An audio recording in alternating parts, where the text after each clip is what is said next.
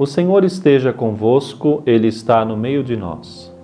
Proclamação do Evangelho de Jesus Cristo, segundo Lucas. Glória a vós, Senhor.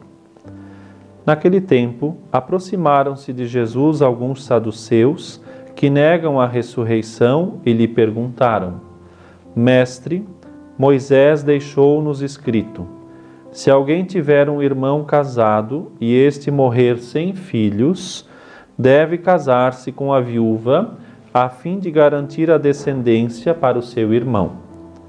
Ora, havia 7 irmãos. O primeiro casou e morreu sem deixar filhos. Também o segundo e o terceiro se casaram com a viúva.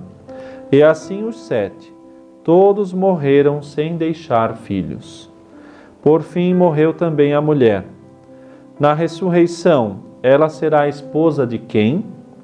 Todos os 7 estiveram casados com ela.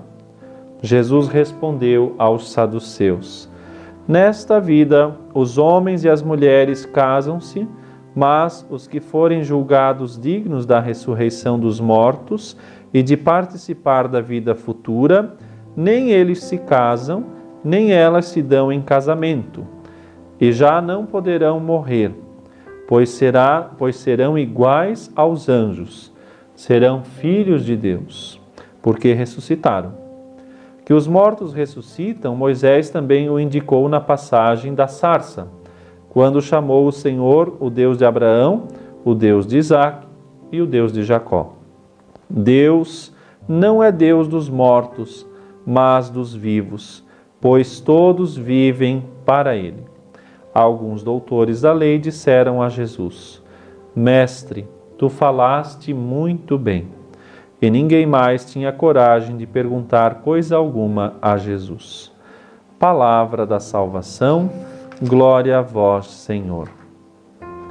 Estamos neste sábado, queridos irmãos, a meditar esse texto, um texto provocativo, né? Foram ao encontro de Jesus para lhe provocar, né? Os saduceus, que eram um grupo dentro do judaísmo, meio dissidentes assim, né? Não acreditavam na ressurreição, não acreditavam, portanto, na imortalidade da alma, e aí colocaram para Jesus essa situação ridícula, né? Uma mulher que se casou com 7 irmãos e nenhum teve filho, enfim, né? Todo um exemplo, né? Bem esdrúxulo, né? Uma coisa feia, né? Descabida. Mas, enfim, nosso Senhor aqui deixa tão claro algumas doutrinas que vêm muito bem nesse dia. Primeiro era assim, né? Um costume, a lei, a chamada lei do levirato, está lá no Deuteronômio, no capítulo 25, aonde, né, uma mulher ficando viúva, não tendo filhos, ela iria se casar com o irmão do marido e assim então continuar um segundo casamento, né, viúva que estava, para poder garantir a descendência do esposo, né, do irmão no caso. E aqui no caso, né, são 7 homens, os 7 morrem, né, e nenhum filho. Esse é o exagero dos saduceus. Mas nosso Senhor vai deixar claro, primeiro, o matrimônio é para essa vida, para essa terra. Os homens se unem às mulheres apenas nessa terra para cumprir os propósitos da criação, a união e a geração. Não há outro motivo, né, de união. Aliás, quando se une fora disso, estamos totalmente fora dos propósitos do Criador e por isso a relação se torna inclusive pecado. E mais do que isso, nosso Senhor vai dizer: e após a ressurreição, e nós cremos profundamente nisso, não haverá mais o casamento. Haverá, sim, um estado de alma onde não há mais necessidade, inclusive, da satisfação do corpo, das vontades, e, portanto, não haverá mais necessidade para o casamento.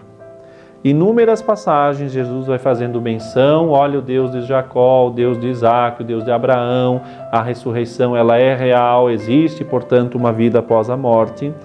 E especialmente também vai deixando claro para os saduceus que tinham essa dificuldade, que imortais que somos, se cumprirmos esta vida de acordo com a vontade de Deus, podemos sim alcançar a glória da ressurreição. E particularmente o Senhor destaca, né, ele não menospreza o valor da castidade, o valor da vida conjugal ou coisa do tipo, mas deixa muito claro que, acima de tudo, não podemos nos apegar àquilo que é próprio dessa vida. Por exemplo, né, a castidade. A castidade é para essa vida. Nós usamos e devemos usar muito bem a castidade, que é uma das virtudes, aliás, que São Paulo vai chamar até de fruto do Espírito Santo, né, lá na carta aos Gálatas. Essa castidade, como virtude, a mais importante de todas, quer assim nos ajudar a garantir esse olhar sobrenatural da pureza, para cumprir inclusive a bem-aventurança de Cristo, né? Bem-aventurados os puros, porque verão a Deus. E portanto também, mesmo na vida conjugal, ali o casal, né? O homem e a mulher se revestem da dignidade da castidade, né? Não devem jamais ser vulgar um ao outro, né? Se exporem ao ridículo, né? da situação de pecar por questão de vulgaridade. E essa castidade que é vivida dentro do matrimônio é observada de modo ainda mais claro nos estados de vida do sacerdote, por exemplo, dos religiosos, das religiosas, que ali, escolhendo assim, fazendo-se eunucos por amor a Deus, como diz outra passagem das Sagradas Escrituras, tornam assim visível, né, o sinal de Deus, o que seremos no céu. A vida consagrada, por exemplo, né, só para dizer, quer ser uma antecipação do que seremos no céu. O que o sacerdote deve viver, a freira, deve ser assim uma antecipação do que todos viveremos, né? Então, portanto, não vamos cair em descrédito, achando que nessa vida tudo pode, tudo vale, não é por aí. Nós devemos saber nos guardar e nos guardar muito bem. E nos esmeirar, né? Ter o cuidado assim de nos apurar nos pormenores da castidade.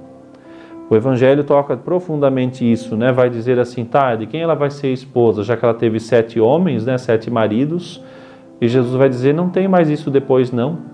E como isso não há depois na glória, vamos já viver aqui. Aqui entra o valor da modéstia, a modéstia, né, no sentido do cuidado pessoal, da maneira como eu me apresento, a maneira como eu faço atividades físicas, a maneira como eu me disponho a viver, né, os relacionamentos, né, a amizade, enfim, por onde passo, tudo isso. Também, mais do que isso, cuidar de guardar o olhar, guardar o devido pudor, né, não se expor para cair na infidelidade e no adultério de olho, de coração, né, como Jesus mesmo também orienta em outra passagem do Evangelho. Tudo isso nos ajuda a sermos assim mais semelhantes à nossa vocação primeira, aonde não terá mais necessidade de tudo isso. Portanto, né, aprendamos a viver a bem-aventurança da pureza. Casado, solteiro, sacerdote, religioso, religiosa, todos somos chamados à pureza, a essa pureza original que nos levará a ver plenamente a face de Deus. Que nesse dia, com esta certeza, vivamos e aguardemos a ressurreição. Essa é a promessa de Cristo, né? Não seja uma espécie de saduceu vivendo como um pagão aí, já que não tem vida futura, vamos viver agora. Não, Deus nos livre de um pensamento como esse, né? Isso seria um pecado grande, perder a nossa alma por causa de um prazer passageiro, né? Aprendamos a dominar os instintos e as paixões e oferecer também em sacrifício essa vida, essa natureza, para ganhar a vida em plenitude, a vida eterna. Que essa bênção possa assim te conduzir neste dia. O Senhor esteja convosco, Ele está no meio de nós. Abençoe-vos Deus Todo-Poderoso, Pai, Filho e Espírito Santo. Amém.